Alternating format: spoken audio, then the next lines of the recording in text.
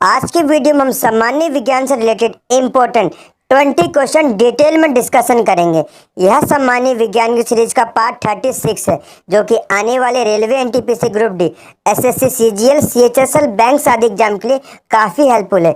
यह क्वेश्चन विभिन्न प्रतियोगी परीक्षाओं में बार बार पूछी जाता है, बार बार रिपीट होता है। सारे क्वेश्चन इंपॉर्टेंट है, इसलिए वीडियो अंत तक जरूर देखिए। आइए स्टार्ट करते हैं।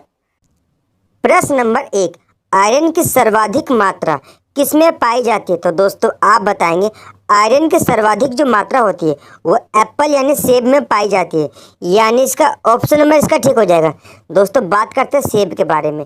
जो सेब का जो कुल होता है वो रोजेसी होता है। क्या होता है? यानी जो सेब होता है वो रोजेसी कुल से संबंधित होता है। दोस्तों सेब का जो मूल स्थान होता है वह दक्षिण पश्चिम एशिया यानी साउथ वेस्ट एशिया है। दोस्तों सेब के जो मुख्य किस्में हैं रेड एंड गोल्डन डेलिशियस है, बिनोनी, अंबर, कश्मीरी तथा अमेरिकन ट्रेल और एक सुनहरी है, जिसमें से रेड डेलिशियस सभी डेलिशियस समूह की माता कही जाती है। दोस्तों हिमाचल प्रदेश को एप्पल बाउल ऑफ इंडिया के रूप में जाना जाता है। अन्य प्रमुख उत्पादक राज्य है जम्मू कश्मीर, हिमाचल प्रदेश तथा उत्तराखंड। दोस्तों सेब को जो होता है शीतोष्ण फलों का राजा कहा जाता है। दोस्तों जो सेब है एक फॉल्स फ्रूट के रूप में भी जाना जाता है। नेक्स्ट क्वेश्चन, प्रश्न नंबर 2, सेब की सुगंध मुख्यतः निम्नलिखित में से किस एक के कारण होती है? तो दोस्तों आप बताएंगे जो सेब में सुगंध आती है वह मौलिक अम्ल के कारण आती है, यानी इसका ऑप्शन नंबर सी इसका ठीक हो जाएगा। दोस्तों एक क्वेश्चन और बनता है कि जो सेब का लाल रंग होता है वह किस वर्णक यानी पिगमेंट के कारण होता है? तो आप बताएंगे सेब का लाल रंग एंथोसाइनिन वर्णक के कारण उत्पन्न होता है। किसके कारण होता है? एंथोसाइनिन पिगमेंट के कारण सेब का रंग लाल हो जाता है। दोस्तों सेब का खाने योग्य भाग कौन सा होता है? आप बताएंगे तो सेब होता है इसका खाने योग्य भाग फ्लेसी थैलेमस यानी मांसल पुष्पासन होता है। नेक्स्ट क्वेश्चन, प्रश्न नंबर 3, प्याज और लहसुन में गंध किस तत्व की उपस्थिति के कारण उत्पन्न होती है? तो दोस्तों आप बताएंगे प्याज और लहसुन में जो गंध उत्पन्न होती है वह पोटेशियम के कारण उत्पन्न होती है, यानी इसका ऑप्शन नंबर भी इसका ठीक हो जाएगा। दोस्तों बात करते हैं पोटेशियम के बारे में। पोटेशियम एक भौतिक तत्व होता है। पोटेशियम को के के रूप में डिनोट किया जाता है, यानी इसे दर्शाने के लिए के का सिंबल इस्तेमाल किया जाता है। पोटेशियम का जो परमाणु संख्या होता है यानी एटॉमिक नंबर 19 होता है, जबकि इसका एटॉमिक मास यानी परमाणु भार जो होता है 39.09 होता है। प्रश्न नंबर 4, दोस्तों यह क्वेश्चन एसएससी 2012 में पूछा गया क्वेश्चन है। ग्लूकागोन नामक हार्मोन का स्रवण होता है। तो आप बताएंगे ग्लूकागोन नामक हार्मोन का स्रवण कहाँ से होता है? इसका ऑप्शन नंबर इसका ठीक हो जाएगा, अल्फा कोशिका के द्वारा ग्लूकागोन नामक हार्मोन का स्रवण होता है, यानी इसका ऑप्शन नंबर इसका ठीक हो जाएगा। दोस्तों बात करते हैं अल्फा कोशिका के बारे में। अल्फा कोशिका ग्लूकागोन नामक हार्मोन का स्रवण करती है। ग्लूकागोन रक्त में ग्लूकोज की मात्रा सामान्य रखने का कार्य करती है। क्या करती है कार्य? ग्लूकागोन जो होती है ये रक्त में ग्लूकोज की मात्रा सामान्य रखने का कार्य करती है। ग्लूकागोन यकृत यानी लीवर में संचित ग्लाइकोजन से ग्लूकोज का संश्लेषण करती है। यह प्रक्रिया से ग्लूकोज की आवश्यक मात्रा रक्त में मिल जाती है। नेक्स्ट क्वेश्चन, प्रश्न नंबर 5, भैंस के दूध में औसत वसा की मात्रा कितनी होती है? दोस्तों यह उत्तराखंड पीसीएस में क्वेश्चन बन चुका है। भैंस के जो दूध में औसत वसा की मात्रा होती है 7.2% होती है। कितनी होती है? 7.2% होती है, यानी इसका ऑप्शन नंबर डी इसका ठीक हो जाएगा।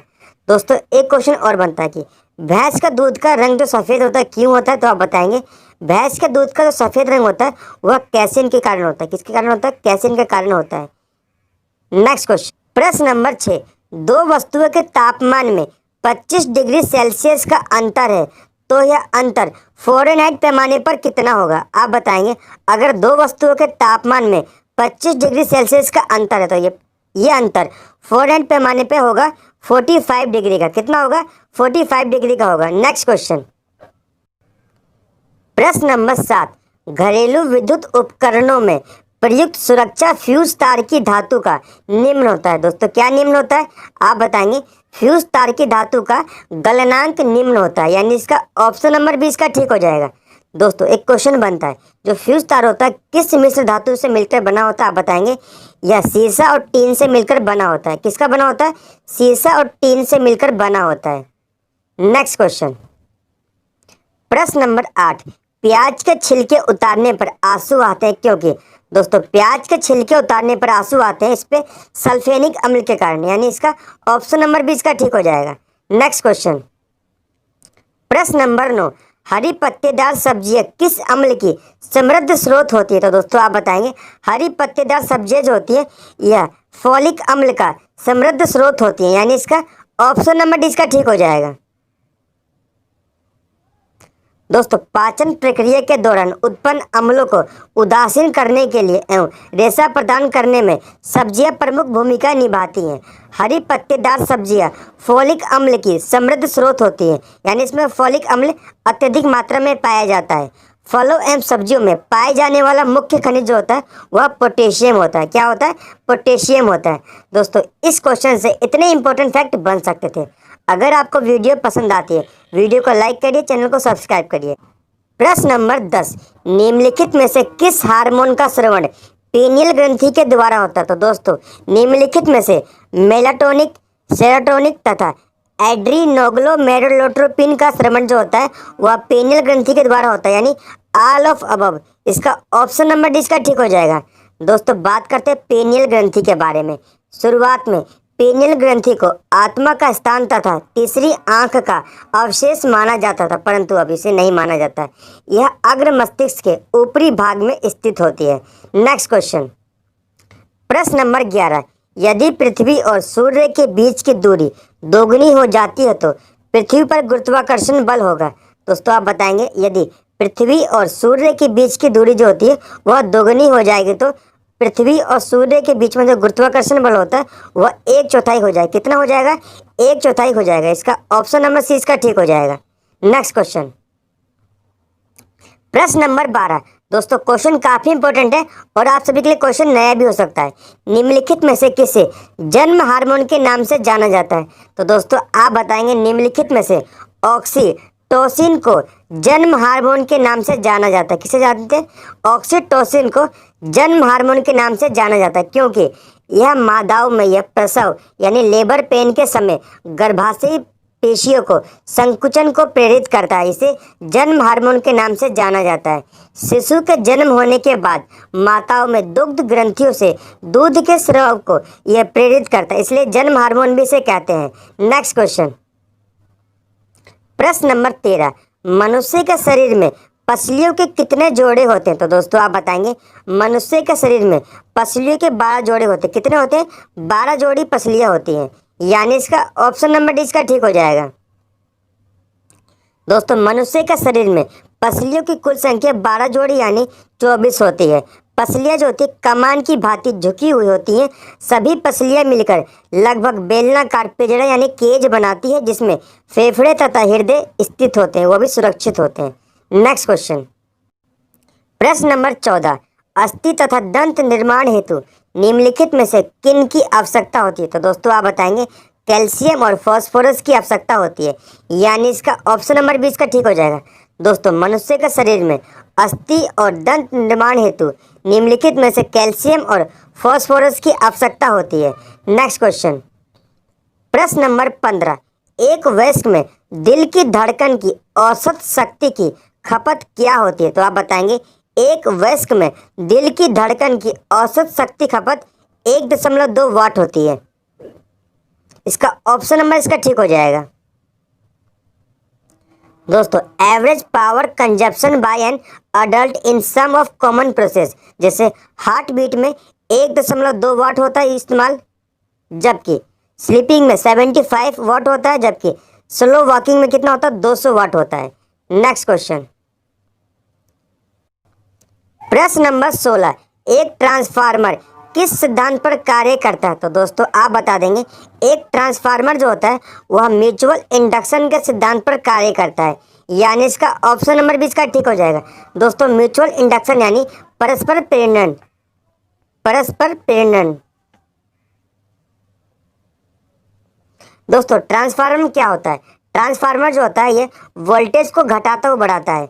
नेक्स्ट क्वेश्चन, प्रश्न नंबर 17, निम्नलिखित में से कौन सा संरक्षित बल नहीं है? तो दोस्तों निम्नलिखित में से आपको संरक्षित बल जो नहीं है उसका चयन करना है। इसका ऑप्शन नंबर 20 का ठीक हो जाएगा। फ्रिक्शन फोर्स जो होता है यह संरक्षित बल नहीं होता है, बाकी सभी संरक्षित बल का उदाहरण है। यानी इसका ऑप्शन नंबर डी इसका ठीक हो जाएगा। दोस्तों एक टर्म आएगा संरक्षित बल, यानी इसका मतलब क्या होता है? संरक्षित बल यानी कंजर्वेटिव फोर्स। इसका मतलब होता है वे बल जिनके द्वारा किया गया कार्य का मान पथ पर निर्भर नहीं करता, उन्हें संरक्षित बल कहते हैं, जैसे गुरुत्वाकर्षण बल, इलास्टिक फोर्स तथा चुंबकीय बल। नेक्स्ट क्वेश्चन, प्रश्न नंबर 18, प्रोटीन की अधिकतम मात्रा पाई जाती है। तो दोस्तों आप बता देंगे सोयाबीन में प्रोटीन की अधिकतम मात्रा पाई जाती है, यानी इसका ऑप्शन नंबर 20 का ठीक हो जाएगा। दोस्तों प्रोटीन की सर्वाधिक मात्रा सोयाबीन में पाई जाती है। कितनी पाई जाती है आप बताएंगे? प्रोटीन की मात्रा लगभग 40% होती है। कितनी होती है? 40% होती है। दोस्तों यह मुख्यतः दलहनी तथा तिलहनी फसल होती है। सोयाबीन से दूध तैयार किया जाता है, जो कि गाय के दूध के समकक्ष माना जाता है। मध्य प्रदेश को सोया प्रदेश कहते हैं, क्योंकि यहाँ पर सोयाबीन का उत्पादन बहुत ही बड़ी मात्रा में होता है। नेक्स्ट क्वेश्चन, प्रश्न नंबर 19, केला जो एक फल के रूप में अत्यधिक मूल्यवान भोज्य पदार्थ माना जाता है के प्रति 100 ग्राम में होता है। तो दोस्तों आप बता देंगे केला के प्रति 100 ग्राम में होता है ऊर्जा की 89 कैलोरी होती है। कितनी होती है? 89 किलो कैलोरी होती है। इसका ऑप्शन नंबर डी इसका ठीक हो जाएगा। दोस्तों जो केला होता है ये म्यूजेसी के अंतर्गत आता है, यानी किस कुल के अंतर्गत आता है आप बताएंगे? यह म्यूजेसी कुल के अंतर्गत आता है। केला में प्रचुर मात्रा में कार्बोहाइड्रेट पाया जाता है। इसके अलावा इसमें वसा, प्रोटीन, खनिज, लवण तथा विटामिन भी पाए जाते हैं। नेक्स्ट क्वेश्चन, प्रश्न नंबर 20। दोस्तों आज की वीडियो का अंतिम प्रश्न, यह क्वेश्चन आप सभी के लिए होमवर्क के तौर पर पूछा गया है। क्वेश्चन है चार्ल्स का नियम किस पर आधारित है? इसका सही जवाब आप सभी को कमेंट सेक्शन में बताना होगा। अगर आपको यह वीडियो पसंद आई है तो वीडियो को लाइक करिए, चैनल को सब्सक्राइब करिए।